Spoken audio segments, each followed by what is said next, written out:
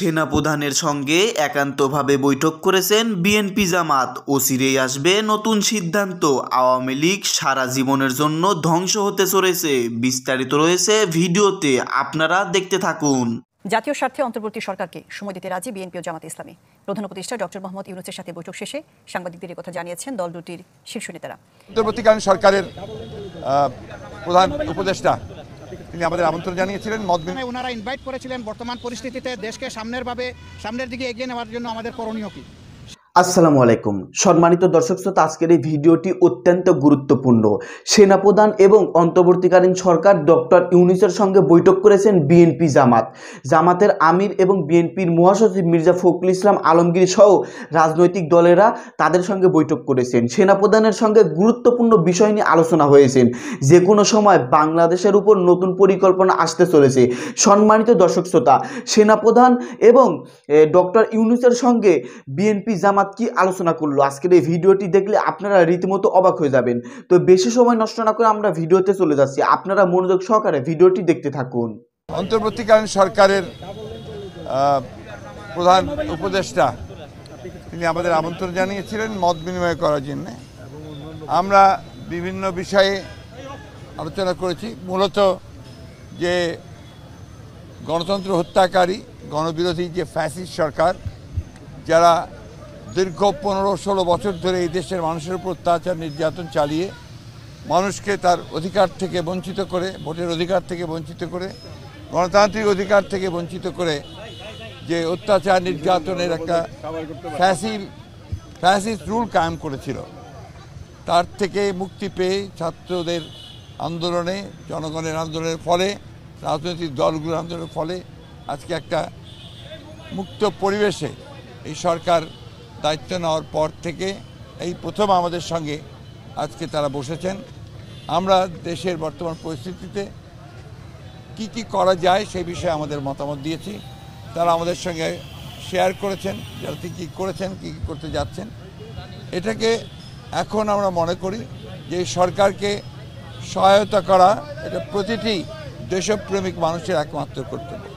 আজকে দুর্ভাগ্যজনকভাবে সেই মহলটি যারা বাংলাদেশের অধিকারকে হরণ করে নিয়েছিল, তারা আবার বাইরে থেকে, বিদেশ থেকে, এখান থেকে পালিয়ে গিয়ে ভারতে অবস্থান নিয়ে সেখান থেকে বাংলাদেশের যে বিজয় অর্জন হয়েছে জনগণের, সেই বিজয়কে নস্যাৎ করার জন্য আবার চক্রান্ত শুরু করেছে। আমরা একটা কথা খুব স্পষ্ট করে বলেছি, এখানে এই যে তথাকথিত আপনার মাইনরিটির ওপরে অত্যাচার নির্যাতনের যে একটা গল্প ফাঁদা হয়েছে, সেই গল্পটা পুরোপুরিভাবে উদ্দেশ্যমূলক এবং বাংলাদেশকে মেলাইন করা, এই সরকারকে মেলাইন করা, ছাত্র জনতার আন্দোলনকে একেবারে নস্যাৎ করে দেওয়ার আরেকটি চক্রান্ত। খুবই দুর্ভাগ্যজনক যে এত হত্যা, এত নির্যাতন, এত নিপীড়ন এবং এতগুলো ছাত্রকে হত্যা করা, শিশুকে হত্যা করার পরেও সেই দলটি আবারও তারা বিভিন্ন রকমভাবে কথা বলছে যা বাংলাদেশের মানুষের স্বার্থের বিরুদ্ধে। আমরা মনে করি যে এই সরকারের এই বিষয়ে পদক্ষেপ নেওয়া দরকার। আমরা মনে করি যে সরকারের অবশ্যই সকল রাজনৈতিক দলের সঙ্গে কথা বলবেন, কিন্তু কোনো হত্যাকারীর সঙ্গে নয়। যারা ছাত্রদের হত্যা করেছে, যারা শিশুদের হত্যা করেছে, যারা রাজনৈতিক নেতাদেরকে হত্যা করেছে, তাদের বিরুদ্ধে জনগণ আছে এবং এই ব্যাপারে তাদেরকে সর্বাত্মক কোনো ব্যবস্থা নিতে গেলে সরকারকে আমরা অবশ্যই সহযোগিতা করব। Thank you.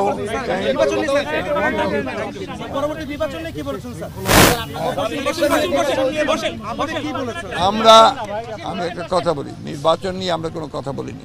কারণ আমরা বলেছি যে, আগেও বলেছি, আপনাদেরকে জানেন যে তা একটা নির্দিষ্ট সময় লাগবেই এই আপনার নির্বাচনের জন্য উপযুক্ত পরিবেশ তৈরি করতে। আমরা তাদেরকে সেই সময়টি অবশ্যই দিয়েছি এবং আমরা তাদের সব বিষয়গুলোতে সমর্থন দিচ্ছি।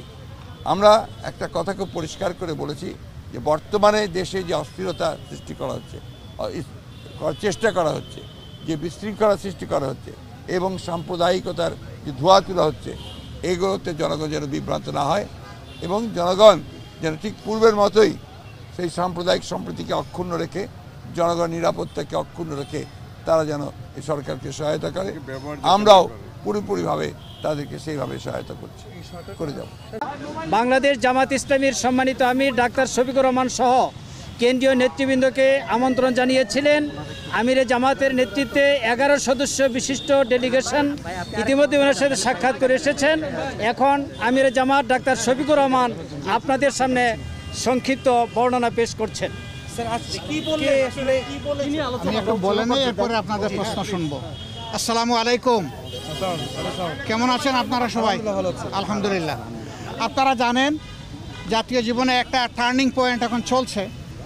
আমরা প্রধান উপদেষ্টার দাওয়াতে এখানে এসেছিলাম। আমার সঙ্গে আছেন জামাতে ইসলামীর 2 জন নায়েবে আমির, ডাক্তার সৈয়দ আবদুল্লাহ মোহাম্মদ তাহের এবং মৌলানা শামসুল ইসলাম। আমাদের প্রচার বিভাগের সেক্রেটারি আছেন, অ্যাসিস্ট্যান্ট সেক্রেটারিবৃন্দ আছেন এবং আরও সেক্রেটারি জেনারেল অধ্যাপক মিয়া গুলাম পরোয়ার আছেন। এইভাবে আমরা 11 জন আছি।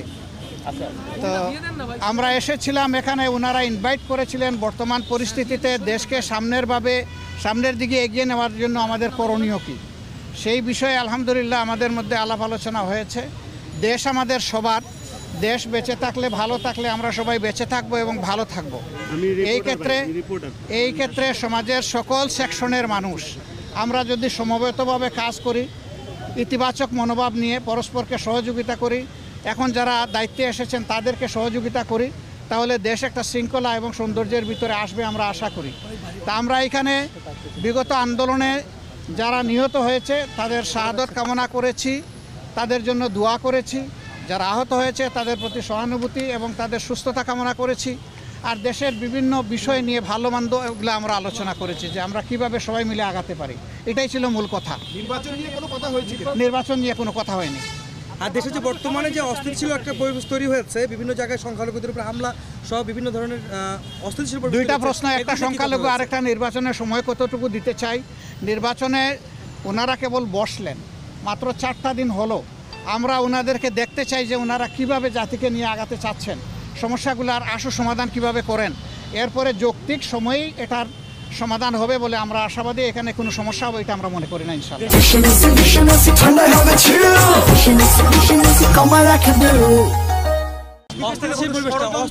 এখন আসছে যে বিভিন্ন দিক থেকে অনেকে ষড়যন্ত্রের কথা বলছেন, আপনারা সাংবাদিক সমাজও হয়তো বা এটা উপলব্ধি করছেন।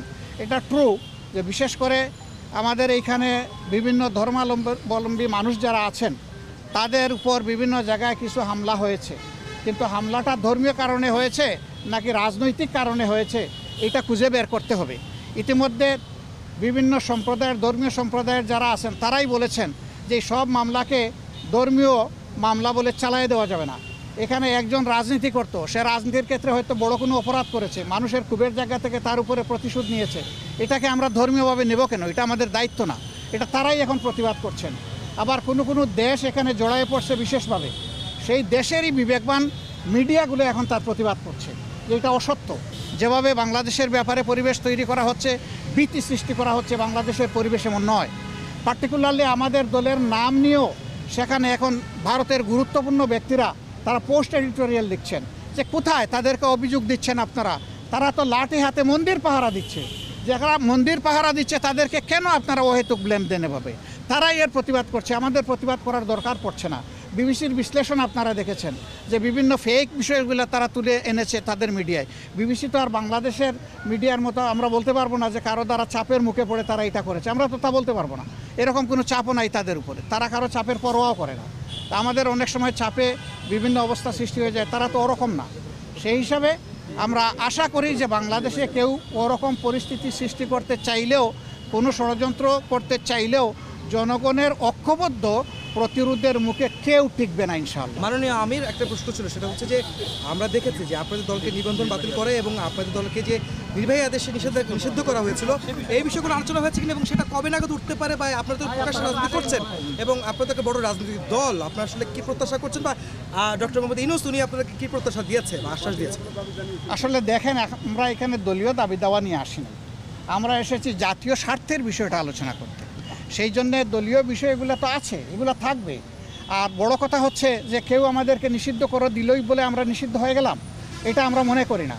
কারণ শেষের দিকে সরকার এমন অনেক ভুল কাজ করেছে যেটার মাসুল হয়তো এই দেশবাসীকে দিতে হবে, সরকারকে তো দিতেই হবে, এটার বুঝাই দেশবাসীকেও টানতে হবে। সেই রকমই একটা বিষয়। আন্দোলন যখন তুঙ্গে তখন আন্দোলনকে ডাইভার্ট করার জন্য জামাতে ইসলামীকে হঠাৎ করে নিষিদ্ধ ঘোষণা করে দেওয়া হলো। এটা সারা জাতি এই মতলব বুঝে, জাতি এটা গ্রহণ করে নাই বলেই আলহামদুলিল্লাহ রাষ্ট্রের সকল গুরুত্বপূর্ণ স্তরে এখন জামাতে ইসলামী সহযোগিতা করে যাচ্ছে এবং রাষ্ট্র আমাদেরকে অনুরূপ করছে। আমরা এইটাকেই যথেষ্ট বৈধতা মনে করি, এর চাইতে বড় বৈধতার আমাদের প্রয়োজন নেই। রাষ্ট্রীয় পরিচালনার ক্ষেত্রে আপনারা কোনো পরামর্শ দিয়েছেন কিনা, কোন জিনিসগুলোকে বেশি প্রাধান্য? আমরা আমাদের সঙ্গত জায়গা থেকে যেটা বুঝি সব দিয়েছি। আমরা সহযোগিতার আশ্বাস দিয়েছেন? অবশ্যই আমরা সহযোগিতা। সরকার শুরু হলো, আস্থা কেন রাখবো না? এটা তো জনগণের বিপ্লবের সরকার। আমরা এখনই আস্থা হারিয়ে ফেলার মতো তো কোনো জিনিস আমরা দেখছি না। Thank you very much. সম্মানিত দর্শক শ্রোতা, আপনারা বিস্তারিত ভিডিওতে দেখতে পারলেন সেনাপ্রধান ওয়াকারুজ্জামান এবং ডক্টর ইউনূস এবং বিএনপির মহাসচিব মির্জা ফখরুল ইসলাম আলমগীর, জামাতের আমির, তাদের সঙ্গে বৈঠক হয়েছেন। গোপনে কিছু আলোচনা হয়েছেন এই দেশকে নিয়ে, এই দেশের জনগণকে নিয়ে। তাদেরকে নিয়ে নতুন পরিকল্পনা করতেছেন সেনাপ্রধান এবং ডক্টর ইউনূস। বিএনপির মহাসচিব মির্জা ফখরুল ইসলাম আলমগীর সাহেব তারা কি বলতেছেন আপনারা শুনতে পারলেন, এবং জামাতের আমির তারা কি বলেছেন আপনারা বিস্তারিত ভিডিওতে দেখতে পারলেন। যাই হোক, সামনে আরও নতুন নতুন ধামাকা আসতে চলেছে। এই বিষয়ে আপনাদের মতামত থাকলে ভিডিওর কমেন্ট বক্সে জানিয়ে দিতে পারেন। ধন্যবাদ আজকের এই ভিডিওর সঙ্গে থাকার জন্য।